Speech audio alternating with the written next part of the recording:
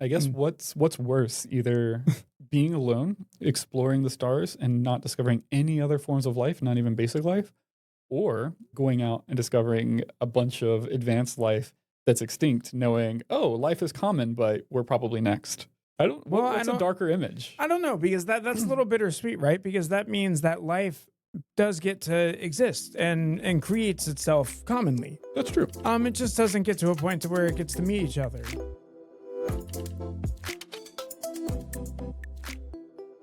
Hello and welcome to Entropy Rising, a podcast all about science and futurism. I'm your host Jacob, and as always, I'm joined with my wonderful co-host Lucas.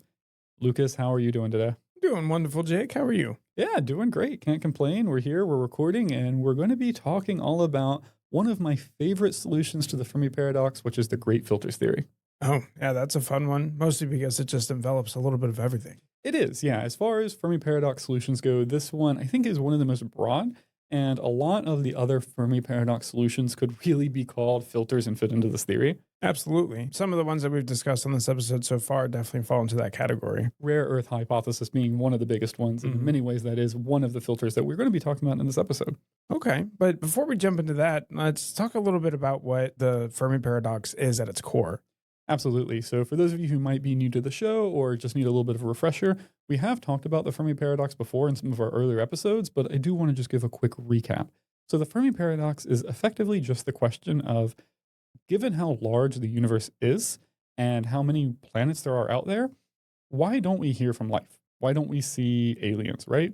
And I do really want to reiterate that the point of this Fermi Paradox is, why don't we hear from aliens? It's not asking, do aliens exist? It's saying, why don't we hear them? Because those are two closely related but distinct things. And we're going to be covering that a lot in this episode for sure. Yeah, it definitely makes a big difference between whether they exist and they aren't reaching out or if they just don't exist at all. Yeah, so specifically when we're talking about the Fermi Paradox, we're really talking about loud aliens, which is the term we use for aliens that do things that should be detectable from our point of view in the universe. Which, granted, we are a bit primitive at the time. And so the Fermi Paradox will change with time as we get better telescopes and better technology. This is going to become more and more and more of a paradox if we don't start seeing life out there. Yeah. And, you got to remember, we're still very early in our stage. I mean, we haven't only been sending signals out into space for about 100 years. So it's very, very, very, very early. Exactly. One example of how the Fermi Paradox will become a bigger question is as we develop better telescopes and we're able to detect life signs or biosignatures on planets from non-technological life. If we start looking in the universe and not seeing those, then that begs the question even more. Where it's also very possible that we're going to get these better telescopes and better be able to look for biomarkers on other planets and say, oh, wow, life is actually everywhere. And that's going to be one of the answers to it and something we'll explore in this episode for sure. Yeah, definitely. But as we go now into great filters, just thinking about what they are and how they make so much sense for the Fermi Paradox, is it's just all these little things or big things that could affect life or intelligent life in general, getting it to that point. Yeah. So filters in this context is effectively anything that gets in the way of life reaching the point where they become a loud alien. So this can be an early filter, which is something that happens before where humanity currently is. And that could be something like abiogenesis or the actual formation of life in the first place. Right. Or we have stuff called late filters, which happens past where humanity currently is. So that could be something like species developing some super weapon or some technology that looks great, but it actually ends up destroying them. Famous examples of that would be something like AI or nanotech, a gray goo situation, basically anything that completely wipes out the species. World-ending nuclear winter. Yep, that might be something called more like a medium filter. That's where we are right now, right? We could potentially eliminate ourselves with climate change or with nuclear weapons, or at least we're proposed that those are potential filters that we can see or people propose could stop us from being loud aliens ourselves. Definitely interesting to think about going into it. Some of the big ones I feel like that do stand out, or the biggest one really is like, how rare is life in general? That certainly is one of the largest filters. And when we're talking about these filters too, they can be different sizes. So you mentioned that's a very large filter. It could be the case that, and a large filter is something that is 1 in 1,000, 1 in a million, 1 in a billion. I mean, large filters might be in and of themselves such an improbable event that it only happens once in an entire galaxy. Yeah. But you can also have smaller filters, things that are coin flip odds, maybe a 50-50 chance, or maybe a little more improbable, maybe like a 1% chance. But the main thing is a lot of these smaller filters can be combined to make greater filters in and of themselves. And if you have enough smaller filters lined up back to back, they can make the odds very rare. I mean, a 1% chance multiple times, you go 1 in 100, 1 in 1,000, 1 in 10,000, and those keep stacking. Even just having 5 or 10 of those small filters can add up to quite large odds once they're stacked on top of each other. Absolutely. And I mean, a great example of that is the rare earth hypothesis. All the little things that are needed to stack up together to create a livable climate. It's, 1% here, 1% there, but those all have to come together to make life possible. Absolutely. The rare earth hypothesis is one of those great examples where it really is a Fermi paradox solution on its own, but it also is part of the great filters theory because it fits into the overall landscape and it could be a huge filter. I mean, we really don't know if life has to have an Earth like planet, but the only example of life that we can observe needs an Earth like planet. And there are all kinds of minor filters that go into the rare Earth hypothesis. Having a large moon, for example, is one of the potential filters in and of itself. But then you're talking about having the right mix of atmospheres, being around the right sun, having the right chemistry in the crust, and all of these other aspects of Earth itself that in and of itself could be a huge filter. Yeah, absolutely. Another one that comes to mind for me is just evolution in general of life. Because, in my opinion, I feel like if you do have a planet that fits all that to be able to support life, all the prerequisites, then I believe life will exist. In my opinion, I feel like life is only rare to the standards of its comfort in developing. There is an argument to be made for that. I mean, again, this is tricky because we only have one example of life. But to be fair, life on Earth did develop relatively quickly. Within the Earth cooling down and getting to the point that it could support life, within a few 100 million years, we had life. And so looking at our only example of life, that does tend to suggest that abiogenesis may not be a great filter in and of itself. However, we do need to be a little bit careful there because we're also looking at this from another bias, which is the anthropic principle that says, well, of course, we exist in a place that can support life. So it might be the case that abiogenesis is very common, and that step just always happens when life is available. Or it could be the case that abiogenesis is actually very rare and takes a long time, and we just got incredibly lucky. But because we got lucky, of course, we're here to say, wow, look at that, looks common. Yeah. It's like you said, we are our own really example, but because we do exist, it just leads me to believe that why wouldn't it happen in another area? But you're absolutely right. And I think the timing of abiogenesis leads me to agree with you. I do tend to think that at least very simple life is likely very probable. And so we might see single cell organisms all across the universe. It could be under ice caps on planets like Europa. It could be on water worlds and potentially even in gas giants. We have a whole episode exploring some of the extreme places that life could potentially form. Yeah. And yeah, I do tend to agree with you. In my mind, that does seem like a not as great of a filter. But some people argue that it in and of itself could be a huge filter. Now, you bring up one of the filters that really comes to mind for me, and you said a lot of single-celled life can exist. Now, the evolution of life, right? Not even talking about becoming intelligent life, but just advancing past single-celled organisms. That little change where, we speculate that one cell took on another one to be able to become a multi-celled organism. I feel like that is probably more rare, in my opinion. That does seem to be pretty rare. And it took a long time to happen, even on our Earth. I mean, going from once the Earth cooled down to having life was a shorter time period than going from having single-celled life to having multicellular life. And it does seem to suggest that might be a greater filter in the long scale of becoming, an intelligent species. And you are right. The actual absorption of the mitochondria did seem to be like a rare step. And as far as I know, that only happened once. We only have one recorded record of cells taking on another cell and that serving to produce them. Although I think the perhaps photosynthesis could be another example. I forget if that's a similar event. I think that might be a similar event as well. So one, maybe two examples where you had one cell, including another one, and giving us eukaryotes. So eukaryotes in themselves could be a great filter. Yeah. But that's also not even multicellular life. Getting eukaryotic cells is a huge step toward developing multicellular life and could be a great filter in and of itself. But that's still not multicellular. You still need those eukaryotic cells to come together and develop the signaling pathways and all of the proteins and all of the other necessary components to start to expand and be multicellular. Which is just like insane to think about when you really get into it, like how that change could happen, just being able to expand in life, finding a way to become more efficient by just like creating a less efficient structure of itself, essentially. Yeah, because you need to have a way to keep cells in line and not have them, essentially try to beat out all of their neighbors and expand, because that's how you get cancer, and that kills the overall organism. So again, this is potentially not a very probable step. And like I said, developing eukaryotic cells in and of itself could be a great filter, but then having those cells then go on and group together and form actual complex multicellular life. Yeah. And I'm talking about complex multicellular life, not things like slime moles or algae, but like full on, basic primitive animals like we saw back in the start of the Cambrian explosion. Hmm.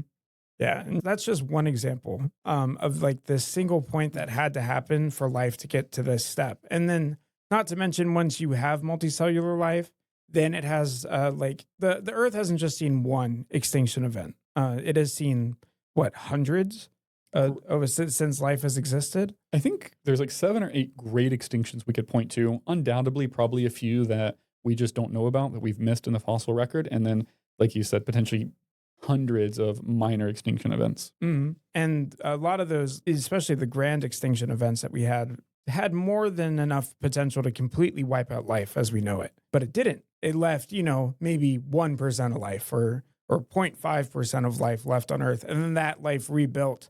And it did that over and over and over again until it got to the point to where we are at our point to where we're just now starting to be able to reach out into space and become loud aliens. So I tend to think that actually having an extinction event that fully destroys life on a planet is probably pretty rare. I mean, when we look at how hard it is to actually kill life on a planet once it's developed, it is tricky because you have so many different niches and little crevices and cracks that life can hide in. And once you have life, it's really quick to re-expand back into a niche once that became available to it. Right. And I think that's why you see these extinction events happen, but life doesn't get wiped off. I think life is quite resilient. So I do think that that could be a filter. I mean, yes, life is resilient, but if you have a giant asteroid come and strip the mantle off of your planet, not much you can do about that, right? Life's not surviving that. Yeah, that is true. That is true. The collision that made our moon, for example, there's no life that's surviving that. That completely reliquefied the surface of the planet. So there is a limit. There is a limit. But I do think that to an extent, extinction events are not as likely to destroy life as you might think. Even extreme ones, I think there's a good chance that a couple of cells are going to survive somewhere. Yeah. With that being said, there are some theories that say extinction events might be necessary for life. There's this idea that extinction events actually shake up the world and get rid of evolutionary dead ends, because you do reach a point where you have niches that are fully occupied by organisms that just aren't really evolving anymore. I mean, look at some of the examples we see on Earth of animals that have survived for tens of millions of years because they've effectively fully optimized themselves. And there's been stages in Earth history where it has been a very stable biosphere where there isn't a lot of new adaptation going on, but an extinction event happened, completely knocked down all the pecking order, got rid of the higher end, the apex of life, and had to restart from scratch. Yeah. And it's very possible if we didn't have extinction events on Earth, that intelligent life would have never formed. I mean, if there wasn't the asteroid, right, that took on the dinosaurs, humans wouldn't be here. Yeah, because it wouldn't have brought on, the mammalian era, which then brought on primates. Exactly. Yeah. So it's very likely, and this could be a filter in and of itself. One, a huge extinction event that destroys everything. Yes, that's a filter. But two, you do need at least some order of extinction events to shake things up and keep evolution going and restarting until you eventually get intelligent life that's able to finally step in and prevent any more extinction events from happening. That's right. Now, jumping over, like you said, to intelligent life, which is the next like big distinction. The way that we speculate that was able to become possible was fire, being able to have a more calorie dense diet that then could support a fattier, bigger brain, right? That it seems incredibly rare to me too, because at what point would dinosaurs have started using fire? Yeah, it's likely they never would have. Exactly. So us getting to that point is, I feel like you just have to go through step after step after step after step that has to be perfect to then get us to this lightning striking something and then figuring out that meat tastes better over it. It's crazy to me. So I do agree. I actually tend to think that this is probably one of the greatest filters there is. I think that the development of intelligent life is probably much less common than the development of life in general, that abiogenesis step. And I don't know why. There's like this notion that I've seen with people who seem to think that evolution like favors intelligence. That absolutely just does not seem to be true. Many of my friends who are biologists agree that that just does not seem to be true. Intelligence is expensive. it is very expensive. It's easy to forget that our brains consume 20% of the calories that we eat. And also, a half brain isn't really useful, right? Yeah. A cow, think about a cow, right? It doesn't need very much brain power other than eat grass and look for predators and run. And having a smarter cow does not benefit it at all. Having a cow that can reason better doesn't really translate to running from predators any better. So for an animal like that, it's hard to imagine a situation where developing that brain would be better. And then even for, primates, it's very easy to see how there is a huge investment into developing these brains that doesn't pay off for a very long time. I Yeah. mean, just because you have a bigger brain doesn't mean you suddenly have tools and fire and you're the dominant species. There's a huge lag time between getting that bigger brain and actually getting the results from it.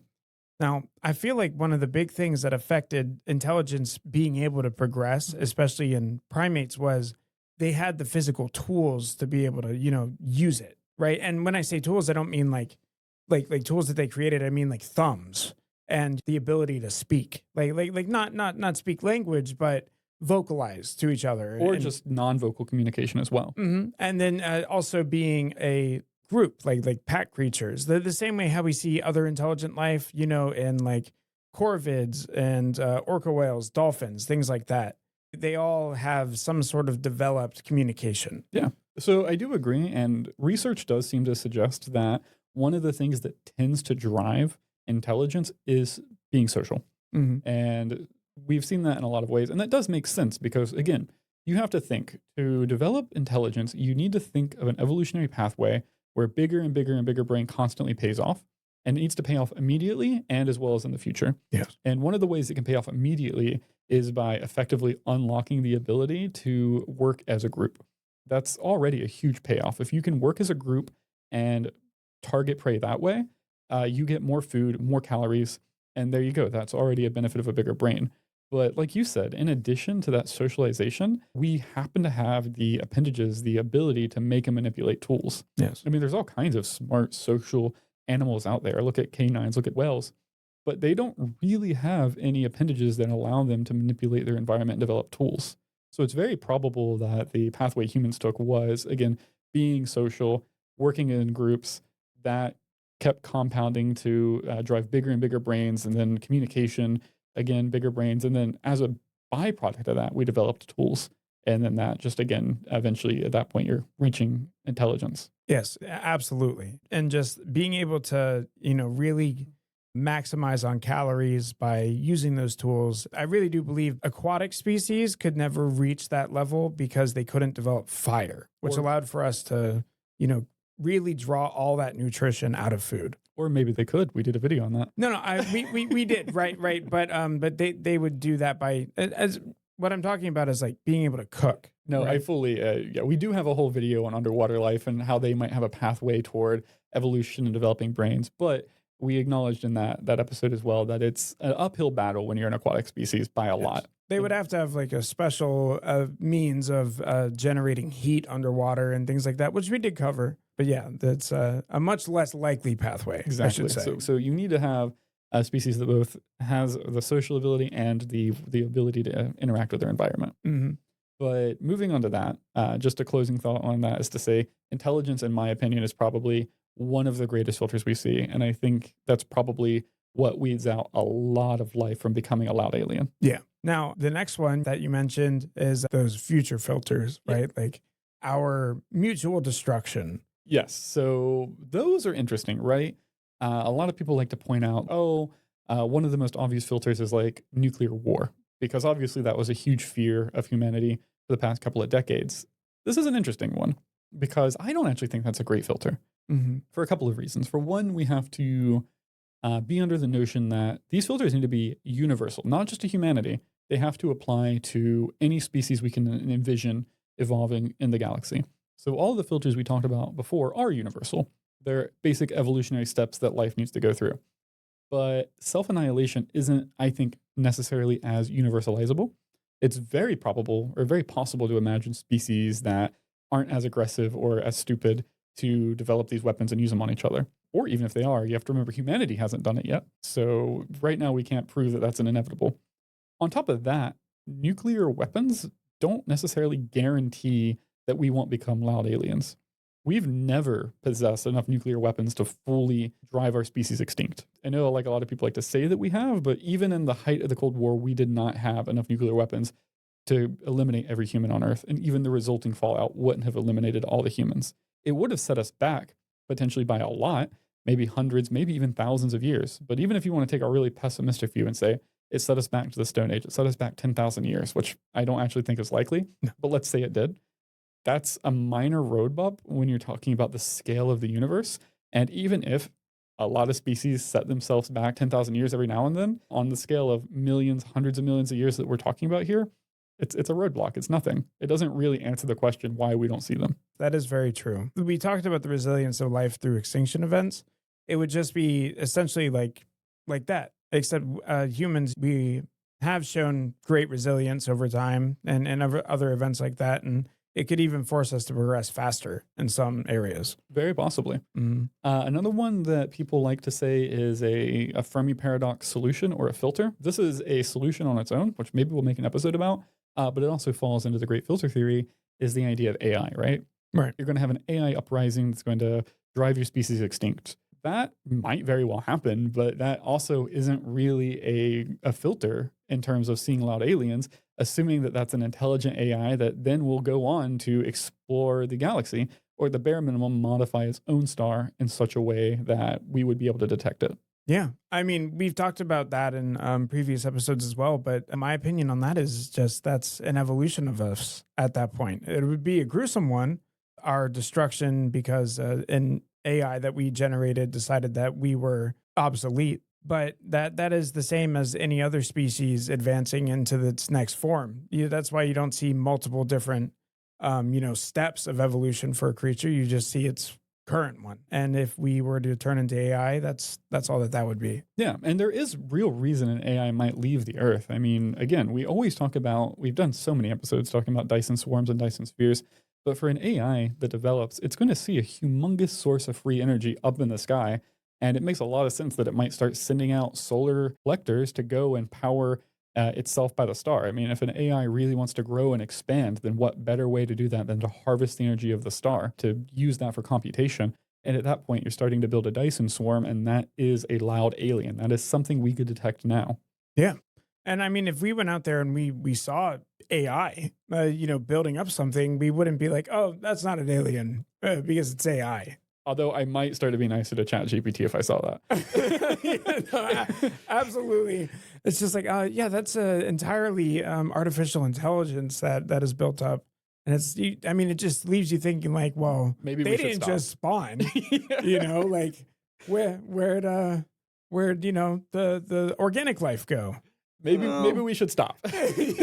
You know what? Maybe this whole AI thing's a bad track to go down. ChatGPT, you're so pretty today. For the moment, but I think we now need to do an episode exploring what happens if we discover an AI civilization and what the ramifications that would have for us. Oh, dear God. That would be interesting because I do think that would spell us to be like, maybe we shouldn't be developing this. But that's a tangent, and that's something we're going to explore in a later episode. Yeah. I do think that'd be good. Comment below if you want to see that. Yeah, that definitely would be an interesting one, because it's like, well, maybe we would need artificial intelligence to get to a certain point. But yeah, we definitely could talk about that in another later episode. But so long as you develop a smart AI that's able to go on and colonize the galaxy and even its own solar system, that is not a filter. That does not stop the Fermi Paradox from being answered. With the caveat being, unless you develop a dumb AI, right? Like if you make a paperclip maximizer, which is an AI that drives you extinct because you gave it a goal and it just follows that goal on to like infinity. That's like the famous example. You make a AI, you say make paperclips, and it converts all the mass of your planet into paperclips. That one might potentially be a filter, because there's a good chance that would stay on the world and never think to expand into the galaxy. Well, but even dumb paperclip maximizers might decide to expand out. I was going to say, what happens when there's no more world to turn into paperclips?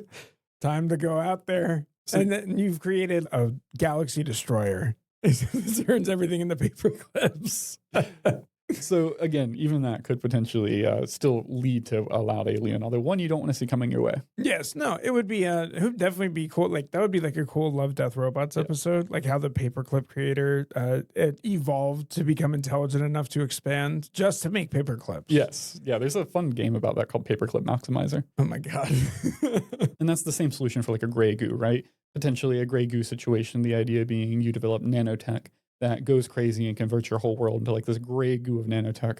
That could potentially be a filter, and that could be something that is like one of these Pandora boxes of technology where civilizations are kind of just driven to develop it because the net gains are so good. But in the end, it ends up destroying them. But that's another one where that one kind of can go either way. You could foresee it potentially turning your whole planet into a gray goo and stopping there, or expanding onto the broader solar system if it has enough intelligence. So those could go either way. I kind of classify all of these, including some of the later filters, which are technologies we have yet to discover, again, as like honeypots or like Pandora box technologies. Mm. These are things that seem like a great idea on the outside that inevitably other intelligent species are going to be driven toward developing that ultimately kills them. And these can be things we don't think about right now. Maybe, for example, there is a way to make black holes and wormholes and all these advanced technologies, but ultimately ends up destroying your civilization. Yeah, So these are all great filters that are ahead of us that could exist. I see. Yeah, like you're developing black holes, like trying to make micro black holes in a lab, and then your planet just converts into a singularity. That would definitely get rid of life. Yeah, that would do it. I don't think life is surviving that one. No. So these types of filters, again, these are late filters. These are filters that happen other us. The scary thing about them is, of course, they're ahead of us. Right. So in terms of humanity and how we're doing, if it turns out that we don't see any aliens because of these earlier filters, things like abiogenesis, things like multicellular life and intelligent life, then we've cleared that. We're good. We're in the home stretch. We could very well go on to be a multi-planetary, multi-star civilization, type 2, type 3, and beyond. Mm. We've cleared the hurdle. However, if it turns out that the filter is ahead of us, something we have yet to discover, then it's very likely, if not probable, that we are going to be next on the chopping block and we're going to run into that filter full speed. And again, these could be technologies we don't even know about. We might not have the physics to even think of what it's going to be right now. Yeah. And what would be probably the scariest thing that humanity could discover right now, if the great filter theory is true, is that when we start exploring the universe, if we start discovering the remains of alien civilizations that are at the same technological level as us right now or barely ahead of us, that would be frightening because that means the filter is ahead of us. Yeah, that is very true. But you probably still wouldn't be able to know what it is because whatever it was, if it was able to destroy an entire civilization, probably destroyed itself in that mix. Exactly. Yeah, it is a scary thought. It is, it's a great possibility. But I personally believe that probably isn't the case, just based off of how early the universe is on, in my opinion, from where it might have started. If we're thinking about it being from the Big Bang, we're just now starting to crest into that area where life is possible, just more in general because of different factors in the universe. That's very true. That kind of ties into a different Fermi Paradox solution, which is just that we're early. Which we definitely need to explore that as well. But that being said, there's this idea in statistics called the mediocrity principle. And it's kind of the antithesis of the anthropic principle, but that's another discussion. But effectively, what it says is that if you only have one data point, you should always assume that it represents from the average. Right. So that data point comes from the average. So if we want to apply that principle to humanity, we should assume we're not special and that there's a lot of species that were developed before us. We're about in the middle. Doesn't necessarily mean it's true. Like I said, there is a counterpoint to that called the anthropic principle, which I talked about a little bit before. But if we do follow that, then it could argue that there were potentially dozens, hundreds, thousands, millions of species that developed before us and destroyed themselves. Yes. But like you said, we can't really prove that. And again, that's the issue. We only have one data point. We could be first, or we could be in the middle and we just are next up on the chopping block. Well, for the sake of us and all of life out there, let's hope that that's not the case. I hope it's not. And for what it's worth, I know I gave that like dark, gloomy thing. I do believe that it's probably the early filters. My opinion on the Fermi Paradox and why this is my favorite solution for the Fermi Paradox is because I think the answer is there are just a lot of filters between becoming a loud alien, and the result of all those filters is that life is just incredibly rare. You only have life showing up once in a galaxy or maybe even once in a galactic group. And the result of that is that the reason we don't see any aliens is because they're too far away and we just aren't able to reach out to them yet. And if we give it a few 100 million or maybe even billion years, maybe we will start to see loud aliens as these further away civilizations reach the technological levels and we reach the technological level where we're able to see each other. It's definitely, something to think about. Like I said in the beginning of this episode, we've only been putting out signals that could be seen by other aliens for about 100 years. And 100 light years away is as far as we can reach with this dim signal. As we continue advancing on, there could be other civilizations all around us really close that are just right there on the cusp of starting to create these signals that we can understand and read more clearly. So it definitely leaves you a lot to be excited for in the future. Absolutely. And, there is a point to be made that as we advance in technology, two things are true. One, we get better at detecting life, and two, we get more detectable ourselves. And so we're really going to be chipping away at the Fermi Paradox on two fronts as we get better and better and smarter and smarter. Yeah.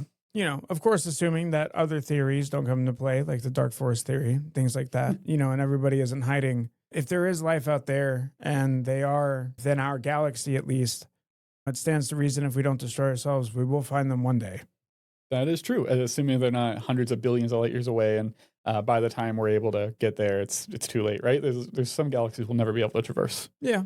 That is true. And it might not be us. It might be our AI evolution that meets them. But but if there is life out there, I do like to believe that that we will find it eventually. Potentially. It really just depends how these filters end up stacking and the probability of life. Yeah. It could be that there's only one intelligent life cropping up per galaxy. It could be the case that maybe there's 10 cropping up per galaxy and we will run into each other in the future. Or it could be the case that maybe there's only one intelligent life form cropping up in the entire observable universe. We don't know right now because we don't have any data on this. And until we explore our galaxy and either do or don't find signs of life, then we're not going to know. Yeah. I mean, that is a lot to take in and think about. We could be the only ones floating around on this little blue fragile rock. That puts a lot on our shoulders. So the best that we can do is keep advancing and try to expand out and not go extinct. So it's grim for us as humanity, but for life in general, it paints a picture of if there are planets out there, life will exist. I would say I would rather find life that just doesn't get past a certain point. You know what? I kind of agree with you. It is a tough one because on one hand, I want humanity to go and colonize the entire galaxy and be a type 2, type 3 civilization, what have you. But I have to say, I fully agree with what you said. There's a certain poetry to it, knowing that life is common and technological life is common. And it's unfortunate that it always annihilates itself, but at least it gets to exist. All of these advanced civilizations get to flourish, and there's, potentially hundreds of years of luxury, hopefully, of peace and of existence. So I gotta say, I don't know. On one hand, I really want it to be us, but on the other hand, I do like the idea that life is very common. Yeah. And who knows? Maybe one of them will not fall for that Pandora box, and we'll go on. It could be just like another one of those really slim filters. Yeah, and who knows? It might only take one to survive it to then tell everyone else, "Hey, don't do this." Yes, don't make the wormhole.